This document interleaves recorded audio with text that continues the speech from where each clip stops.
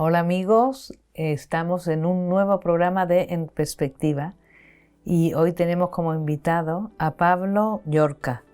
Él es antiguo alumno del Colegio del Pilar de los Marianistas de Valencia y es miembro de la Comisión Faustino, del Venerable Faustino.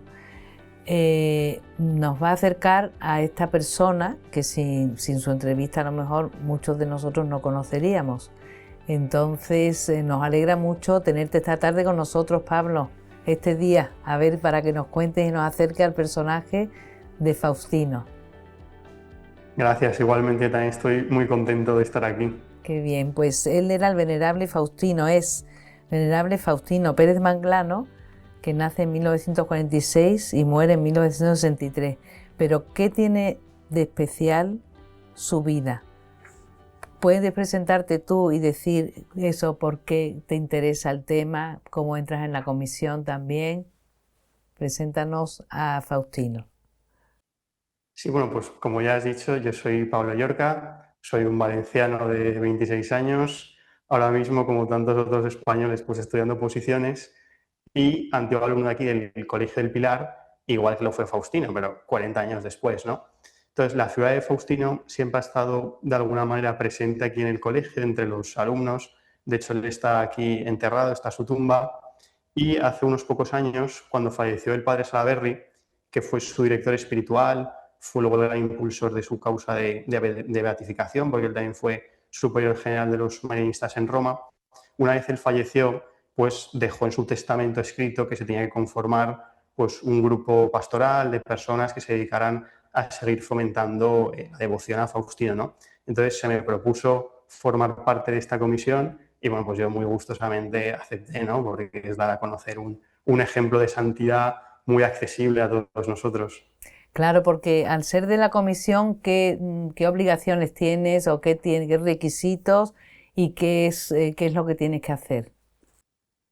Pues nosotros principalmente nos dedicamos a seguir fomentando e ir dando a conocer la vida y el ejemplo de santidad sencilla de Faustino, proponerlo como testigo de Cristo y de nuestra Madre María y sobre todo rezar por su beatificación que sea lo más pronta posible. Entonces, para eso lo que hacemos, las actividades que llevamos a cabo, ¿no? Son la edición del boletín Faustino, que lo hacemos digital y también en papel y hacemos 3 por cada curso y también todos los meses mandamos una pequeña reflexión, oración que llamamos con Faustino, que siempre recoge también algunas palabras del Papa que tengan que ver con el tema que tratamos en esa oración.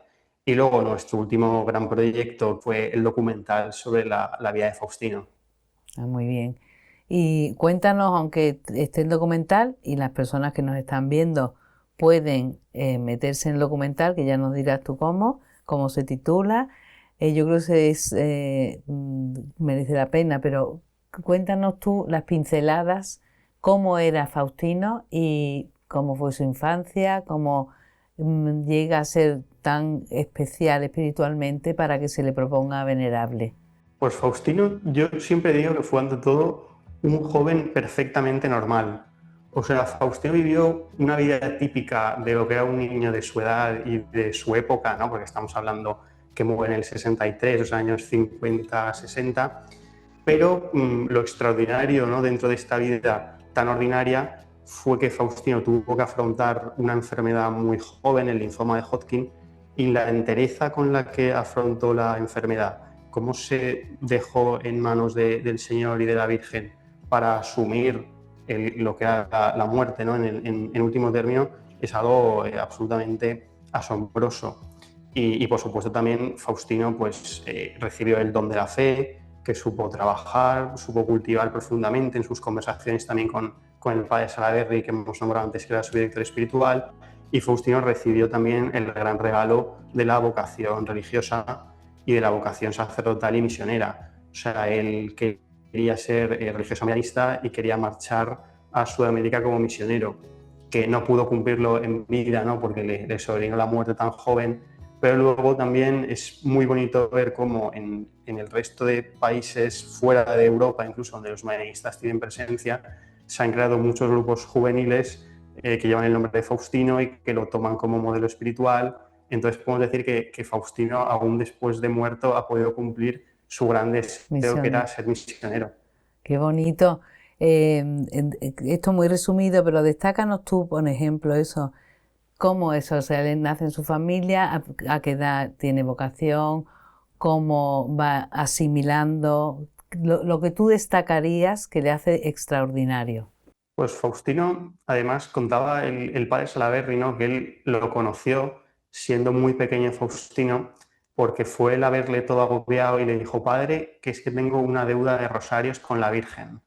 Y él se sorprendió porque dijo: ¿cómo un chico tan pequeño? Yo creo que él tendría 10, 11 años como mucho. ¿Cómo me puede decir esto? Pues sí, Faustino ya desde muy pequeñito tenía un gran amor por la Virgen María y le gustaba mucho rezar el rosario.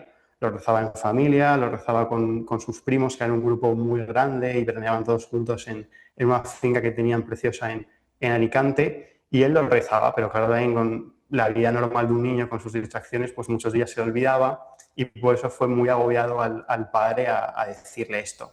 Y la respuesta del padre Salaberry fue que no se preocupara, que con una madre no existen deudas, y que si quería continuar rezando el rosario, por supuesto que lo rezara, pero que se olvidara de llevar cuentas. Entonces, esta anécdota, ¿no?, tan bonita, pero también Sí. propia de niños, da cuenta ya de la hondura espiritual que tenía Faustino, ¿no? Faustino es un santo muy hacia el interior, ¿no? Él luego llevó un diario desde que era bien joven y ahí va plasmando poco a poco cómo evoluciona su vocación, cómo se afianza su deseo de ser religioso, y luego en el momento que le diagnostican la enfermedad, también cómo le ayuda su propia fe y su vocación a cargar con esta cruz ¿Cómo y a fue, a qué edad sobrellevarla. fue cuando él empieza a escribir que tiene vocación? Pues también muy joven, yo creo que en torno a los 14, 15 años, era más cuenta que haciendo ejercicios espirituales aquí cerca de Valencia, en la Casa de la Purísima, que está en Alacuás, ¿no?, que es un edificio pues muy típico entre colegios y demás instituciones para irnos allí a hacer ejercicios.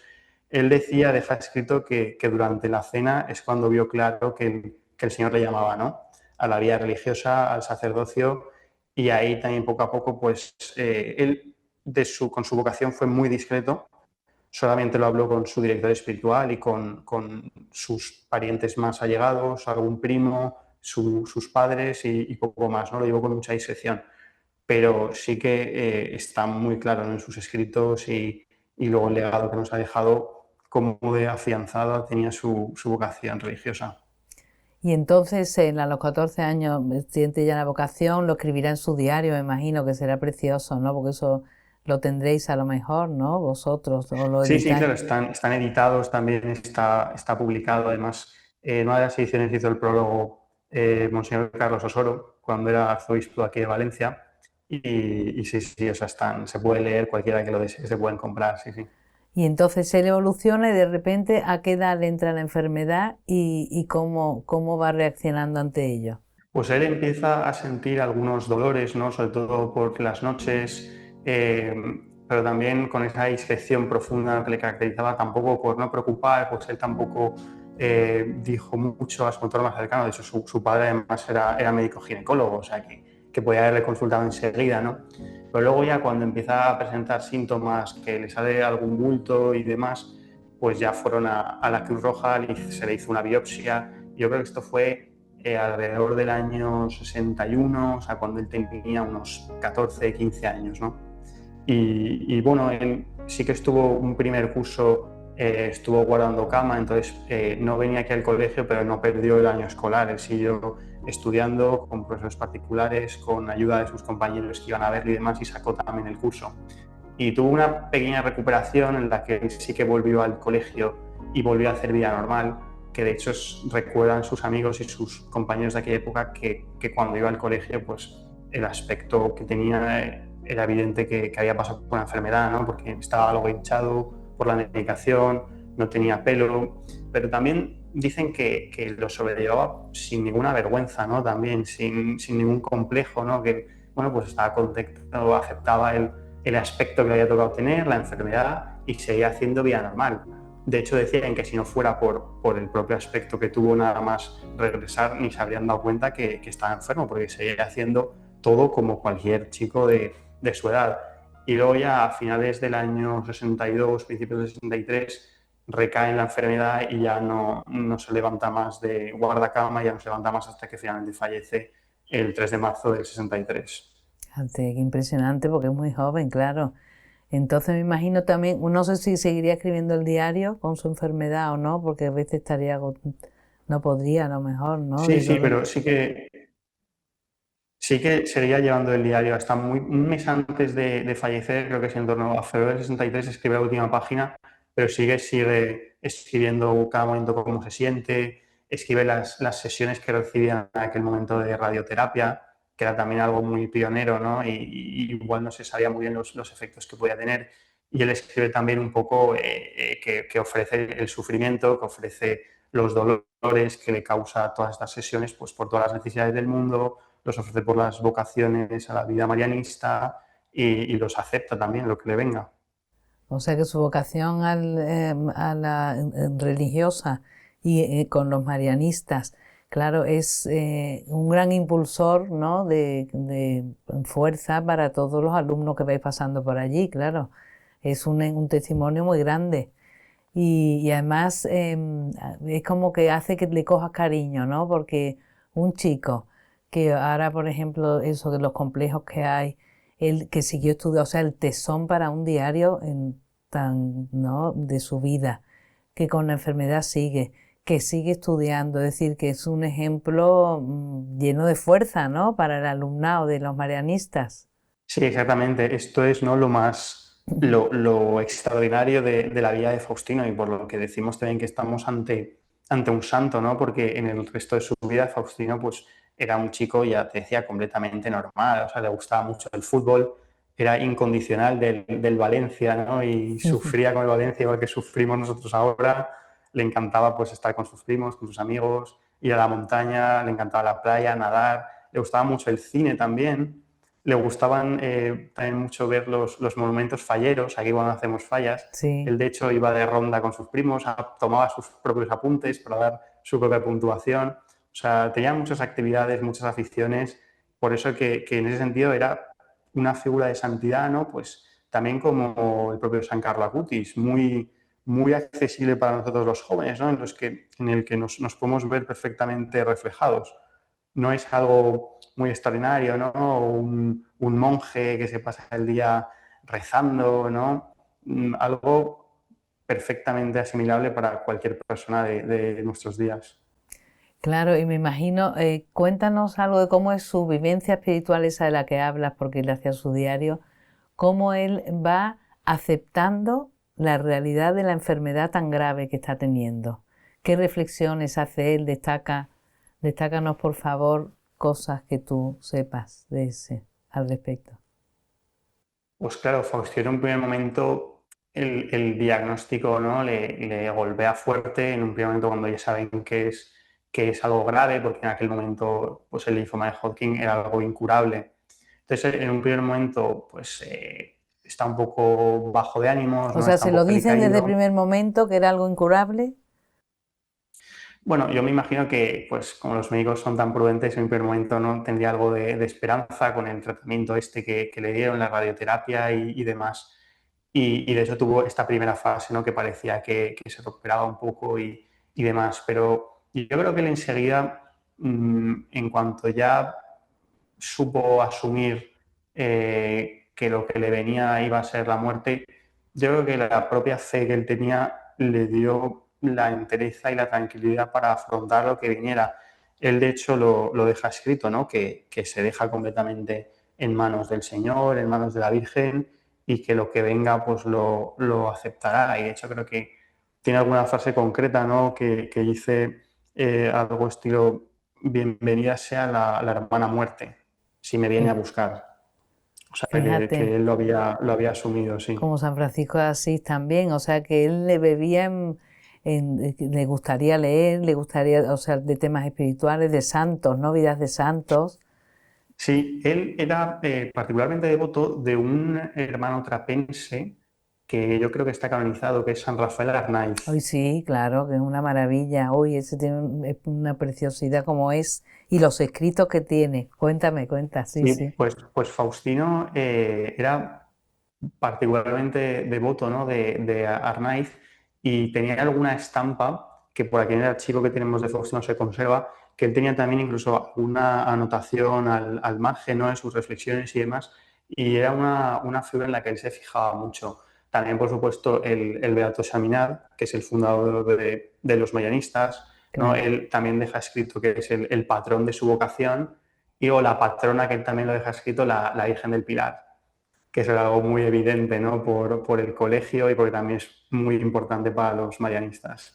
Qué bonito, porque es sentirse iglesia, beben fuentes de todo eso, de todo tipo, pero su vocación es esa, de los marianistas, el amor a la Virgen, el amor que y a su fundador, claro, que es donde él le gusta.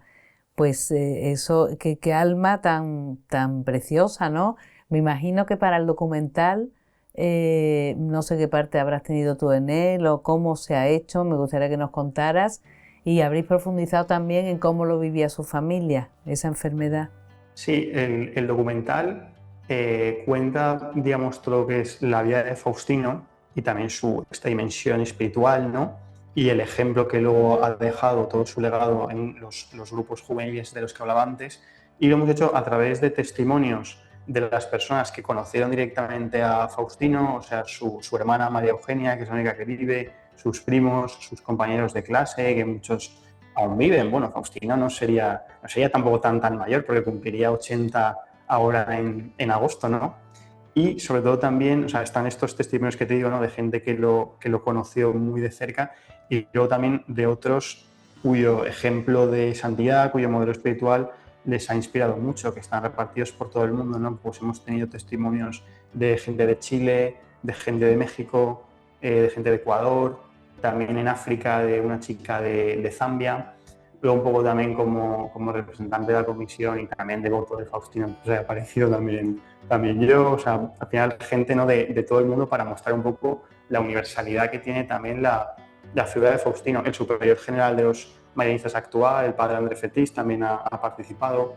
O sea, sí, mostrando que somos iglesia, ¿no? También, como tú bien decías. Qué bonito. Y me imagino que, claro, hay que verlo. Me gustaría que contaras dónde se puede ver, si hay que acceder a alguna página web o no, cómo es el título. A ver, cuéntanos sobre el documental. Pues el documental se titula Un santo entre nosotros, no, porque justamente queríamos destacar esta figura de santidad tan sencilla, como decía el Papa Francisco. Faustino es un santo de la puerta de al lado, ¿no? Y el documental está publicado en YouTube, se puede encontrar tanto en el canal de los Marianistas de aquí de España, que es Marianistas Es, con la E y S final en mayúsculas, y también en el canal de la productora que ha realizado el documental, que se llama Ongaku, que también está publicado en YouTube. En los dos sitios se puede encontrar. Qué bien. Pues será muy enriquecedor. Y cuéntanos de su familia. ¿Habéis conocido a alguien que, porque claro, lo que es muy bonito, lo que tú destacas, que era una persona normal, era normal, pero claro, al tener esa dimensión espiritual tan profunda y tan implica que su personalidad era muy grande, ¿no? Para el colegio, sus compañeros, y me imagino que para sus padres, para sus hermanos, no sé si tenéis testimonio de eso, tal de sus padres, me imagino que no, pero de la gente alrededor sería algo que sería sorprendente cada día, ¿no? De ver cómo respiraba, cómo se lo tomaba, a lo mejor les animaba. Háblanos de esas cosas.